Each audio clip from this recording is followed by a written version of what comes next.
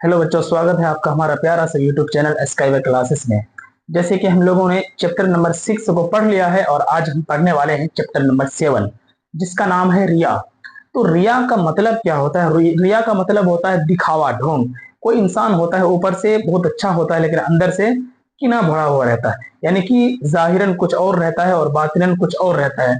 तो इसमें हम लोग 3 टाइप के आदमी के बारे में पढ़ेंगे। तो सबसे पहले समझते हैं कि रिया क्या है।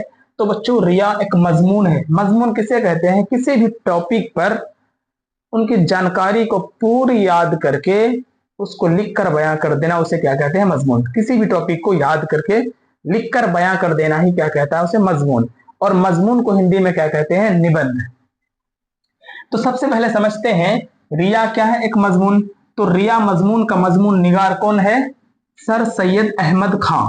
यानी कि अगर पूछे रिया मजमून का मुसन्निफ कौन है तो सर सैयद अहमद खां ही है। अगर सवाल पूछे रिया मजमून का मजमून निगार कौन है तो भी सर सैयद अहमद खां है।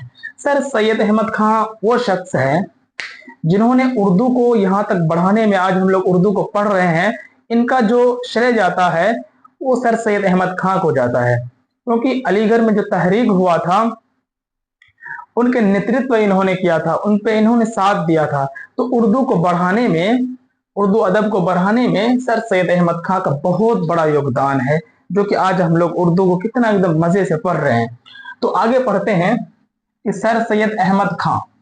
सर सैयद अहमद खां का अगर पैदाइश की बात की जाए तो 1817 कहां में हुआ था? तो दिल्ली में हुआ था। कहां हुआ था? तो दिल्ली में हुआ था 1817 में। और 1878 में इनको सर का खिताब मिला था। किस चीज का खिताब मिला था? सर का खिताब मिला था। पहले ये सैयद अहमद खां के नाम से थे, लेकिन इनको सर का खिताब कब मिला? तो 1878 में मिला। तो ये वाला सवाल कई बार पूछा गया है कि सर सैयद अहमद खां को सर का खिताब कब मिला। तो जिस भी ऑप्शन में 1878 रहे तो बच्चों धीरे से टिक लगाना है। आगे बढ़ते हैं कि इन्होंने कुछ तसानीफ लिखा, यानी कि तसनीफ जिसे बोलते हैं क्रिएशन, कि इन्होंने अपनी जिंदगी में क्या क्या लिखा।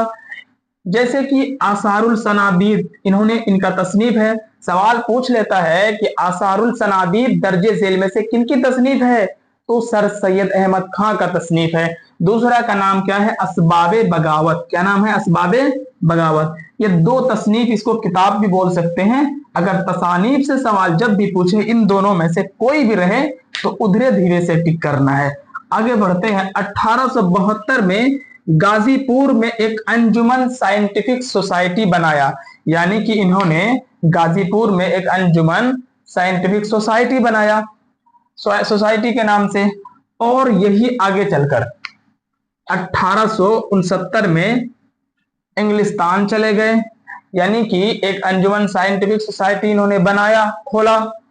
और उसके बाद फिर इन्होंने 1869 में कहा चले गए थे? इंग्लिस्तान में। तो ये वाला भी सवाल कई बार पूछा गया है कि सर सैयद अहमद खां इंग्लिस्तान कब गए थे बच्चों। तो जिस भी ऑप्शन में 1869 रहे धीरे से टिक लगाना है। फिर इंग्लिस्तान से वापस आकर के इन्होंने तहजीबुल इखलाक नाम से एक रिसाला जारी किया, यानी कि पत्रिका जारी किया। तो यहां से सवाल कैसे पूछता है कि दर्जे झेल में से सर सैयद अहमद खां का रिसाला कौन सा है? तो तहजीबुल इखलाक है ना। तहजीबुल इखलाक को सर सैयद अहमद खां ने लिखा है ना। तो तहजीबुल इखलाक क्या है? एक रिसाला है, यानी कि पत्रिका है। आगे बढ़ते हैं। अलीगढ़ में एक स्कूल खोला। सर सैयद अहमद खान ने अलीगढ़ में एक स्कूल खोला था, जो 1878 में मोहम्मडन एंग्लो और यंटिल कॉलेज बना। आराम से समझते हैं। सर सैयद अहमद खान ने एक स्कूल खोला और उसी स्कूल का नाम आगे चलकर क्या रखा गया? 1878 में मोहम्मडन एंग्लो और यंटल कॉलेज। और उसके बाद फिर आगे चलकर यही अलीगढ़ मुस्लिम यूनिवर्सिटी की शक्ल में उभर कर सामने आया।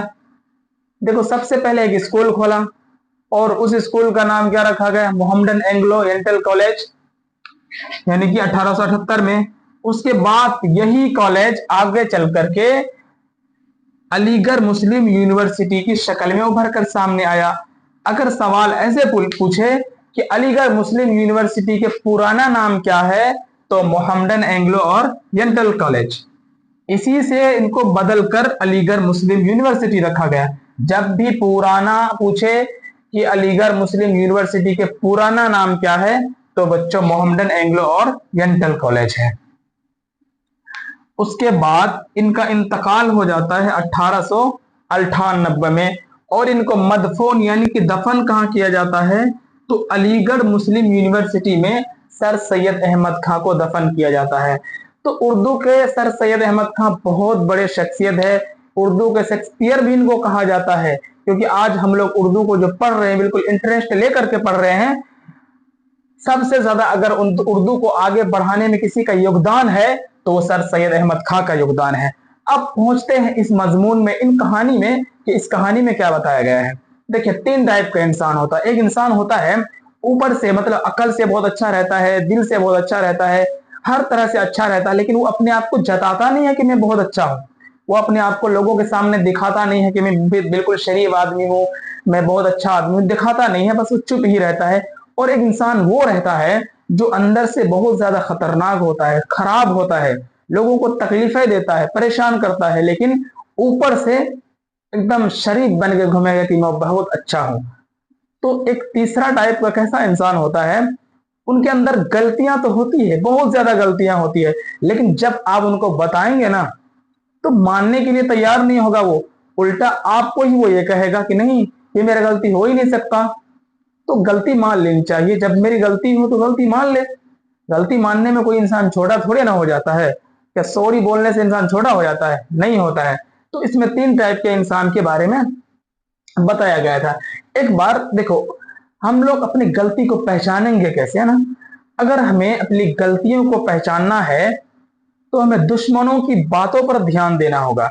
हमारा जो दुश्मन होता है ना, हमारी एक एक गलतियों को चुन चुन कर रखता है और लोगों को बताते रहता है। अगर हम उन पर ध्यान देंगे तो हमारी गलतियों का पता लगेगा। जब हमारे गलतियों का पता लगेगा तब हम अपने आप को सुधारेंगे, अपने आप जिंदगी को बदलेंगे। तो इसलिए अगर गलती को अपना सुधारना है तो दुश्मनों की बातों पर ध्यान दीजिए। वैसे भी आजकल के दुश्मन जो डिजिटल हो गए हैं, किसी के सामने बोलते ही नहीं जल्दी, अपने मन ही मन में रखते हैं, जो भी प्लानिंग करने हो अपने मन ही मन में करते हैं। एक बार हुआ क्या था, हजरत दाऊद अलैहिस्सलाम अल्लाह तबारक व तआला से कहते हैं कि अल्लाह मुझे ऐसी शक्ति दे, वो ताकत दे कि मैं अपने अंदर की गलतियों को पहचान सकूं, मैं क्या बुराई कर रहा हूं, क्या अच्छाई कर रहा हूं, उन सबको पहचान सकूं।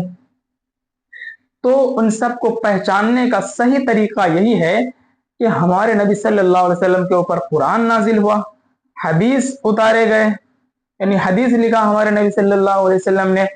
और उसी हदीस और कुरान को जब हम लोग पढ़ेंगे, उनको अपनी जिंदगी पर लाएंगे, तब जाकर के पता चलेगा कि हम इस दुनिया में रहकर क्या अच्छाइयां कर रहे हैं और क्या बुराइयां कर रहे हैं। जैसे कि अल्लाह तबारक व तआला वही नाजिल करते थे ना, और ऊपर से पैगाम लेकर आते थे जिब्राइल अलैहिस्सलाम हमारे नबी के पास, और हमारे नबी सुनकर उस पैगाम को लोगों तक पहुंचाते थे, अच्छी अच्छी बातों को लोगों तक पहुंचाते थे, लोगों को बैठाकर समझाया करते थे। तो अगर हमें एक अच्छा इंसान बनना है तो हमें अपनी गलतियों को पहचानना होगा। अपनी गलती अगर हमारी जहां पर हो, उन गलतियों को मानना पड़ेगा, तब जाके हम एक सक्सेसफुल इंसान बन सकते हैं, हम कामयाब इंसान बन सकते हैं। जहां पर हमारी गलती हो, हम गलती को माने ही नहीं, तो हम कामयाब इंसान कैसे बन सकते हैं? नहीं बन सकते, क्योंकि हम अपनी गलती को नजरअंदाज कर रहे हैं।